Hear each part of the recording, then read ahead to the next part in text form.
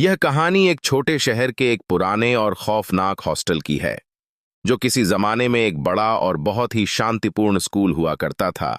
लेकिन अब वह सिर्फ एक डरावनी जगह बन चुकी थी। हॉस्टल शहरी इलाकों से दूर एक सुनसान जगह पर स्थित था, जहां आसपास घने जंगल और वीरान रास्ते थे। हर कोई जानता था कि वहां कुछ न कुछ अजीब जरूर घटित होता था, लेकिन कोई भी इस बारे में खुलकर बात नहीं करता था। कई साल पहले इस हॉस्टल में एक लड़की, रानी, पढ़ाई करने आई थी।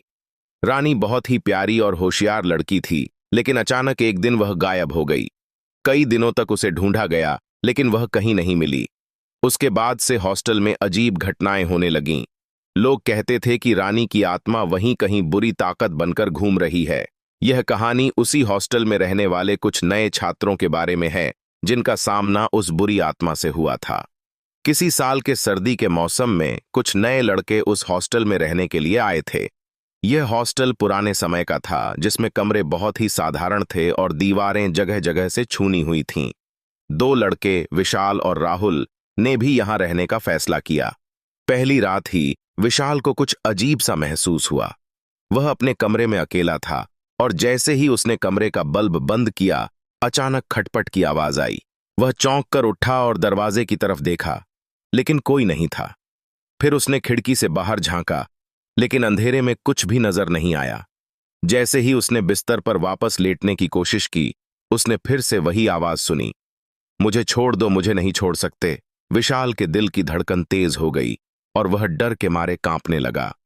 उसने सोचा कि यह सिर्फ उसका भ्रम होगा, लेकिन आवाज लगातार बढ़ती ही जा रही थी, जैसे कोई बहुत पास खड़ा हो। वह डर के मारे बिस्तर से कूदा और कमरे के दरवाजे को बंद कर दिया, लेकिन आवाज बंद नहीं हुई।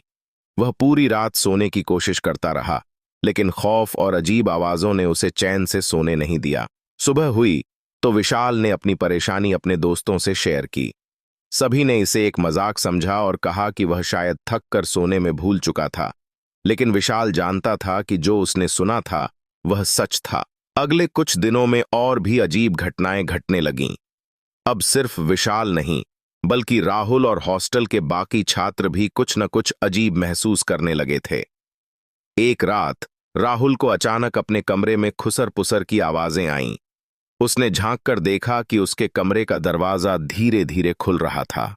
वह डर के मारे कंबल में दुबक गया और देखने की हिम्मत नहीं जुटा पाया। अचानक एक ठंडी और कटीली हवा का झोंका आया और दरवाजा पूरी तरह से खुल गया। वह डर के मारे कंबल में दुबक गया और देखने की हिम्मत नहीं जुटा पाया। अचानक एक ठंडी और कटीली हवा का झोंका आया और दरवाजा पूरी तरह से खुल गया। राहुल कांपते हुए बिस्तर से बाहर निकला और धीरे धीरे दरवाजे की तरफ बढ़ा। जैसे ही वह दरवाजे के पास पहुंचा, उसकी नजरें घबराकर एक सफेद साड़ी पहने महिला पर पड़ीं। महिला का चेहरा बहुत ही अजीब और डरावना था। उसकी आंखें गहरी काली थीं, जैसे उनमें पूरी दुनिया की हताशा और दर्द समाया हुआ हो। उसने हल्के से मुस्कुराते हुए कहा, तुम नहीं बच पाओगे, मुझे तुम्हारी मदद चाहिए। राहुल की सांसें थम गईं और वह पूरी तरह से डर के मारे कांपने लगा। वह बिना कुछ कहे भाग खड़ा हुआ। सुबह हुई तो राहुल को कुछ समझ में नहीं आया। उसने सोचा कि वह कोई सपना देख रहा था, लेकिन हर दिन रात को वही घटनाएं घटने लगीं। उसे यकीन हो गया कि यह सब किसी डरावनी आत्मा का काम था, जो उस हॉस्टल में बसी हुई थी। राहुल और विशाल दोनों को इस हॉस्टल में घटित हो रही घटनाओं का कोई न कोई कारण समझने की कोशिश करनी पड़ी। दोनों ने इस बारे में हॉस्टल के कुछ पुराने कर्मचारियों से पूछताछ करना शुरू किया। एक बुजुर्ग कर्मचारी ने धीरे से उन्हें यह कहानी सुनाई। यह हॉस्टल कभी एक स्कूल था, जहां लड़कियां पढ़ने आती थीं। एक लड़की, रानी, जो बहुत होशियार और प्यारी थी, अचानक एक दिन गायब हो गई। उसे कई दिनों तक ढूंढा गया, लेकिन कोई सुराग नहीं मिला। कहते हैं कि रानी की आत्मा आज भी यहीं है और वह किसी को भी चैन से नहीं रहने देती। जब से वह गई, यहां अजीब घटनाएं घटने लगीं। उसकी आत्मा को शांति नहीं मिली और वह सबको सजा देती है। यह सुनकर विशाल और राहुल दोनों की रूह कांप गई। अब उन्होंने पूरी तरह से यकीन कर लिया था कि जो कुछ भी हो रहा था, वह असल में रानी की आत्मा का काम था। राहुल और विशाल ने तय किया कि वे इस आत्मा से जूझेंगे और इसका कोई हल निकालेंगे। एक रात उन्होंने उस पुराने स्कूल की ओर जाने का फैसला किया जहां रानी की आत्मा का बसेरा था। वे डरते डरते वहां पहुंचे और जैसे ही वे अंदर पहुंचे, अचानक एक बहुत तेज ठंडी हवा का झोंका आया। उस हवा के साथ एक जोरदार चीख सुनाई दी, तुम मुझे नहीं बचा सकते। विशाल और राहुल दोनों डर के मारे कांपने लगे, लेकिन फिर भी वे आगे बढ़े। आखिरकार वे उस कमरे तक पहुंचे जहां रानी की आत्मा अक्सर दिखाई देती थी। जैसे ही वे कमरे में दाखिल हुए, एक सफेद साड़ी पहने महिला सामने आई। वह बिल्कुल वही महिला थी जिसे राहुल ने पहले देखा था। उसकी आंखें अब और भी बड़ी और काली हो गई थीं। महिला ने कहा, तुमने मुझसे टकराया, अब तुम नहीं बच पाओगे। विशाल और राहुल दोनों घबराए हुए थे। अचानक महिला की आवाज बहुत तेज हो गई और दोनों के सामने एक भयंकर भूतिया दृश्य उभरने लगा। दोनों ने जोर से चीखते हुए भागने की कोशिश की, लेकिन वे कहीं नहीं पहुंच पाए।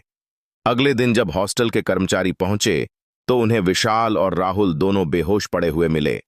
दोनों के चेहरों पर डर की एक ऐसी छाया थी जैसे वे कुछ खौफनाक देख चुके थे। वे दोनों अब कभी भी उस हॉस्टल में वापस नहीं लौटे और धीरे धीरे वह हॉस्टल बंद कर दिया गया। लेकिन हॉस्टल के पुराने छात्र और कर्मचारी आज भी कहते हैं कि रानी की आत्मा कभी नहीं गई। अगर आप कभी उस पुराने हॉस्टल के पास से गुजरते हैं तो ध्यान रखना, क्योंकि रानी का खौफ अब भी वहां बसा हुआ है। यह कहानी न सिर्फ एक डरावनी घटना को दर्शाती है, बल्कि इस बात का भी प्रतीक है कि कुछ आत्माएं कभी शांति नहीं पातीं। उनके दर्द और इंतकाम के कारण वे हमेशा जीवित रहती हैं, और उनकी उपस्थिति किसी न किसी रूप में हमें सिखाती है कि जीवन और मृत्यु के बीच की रेखा कभी भी खत्म नहीं होती।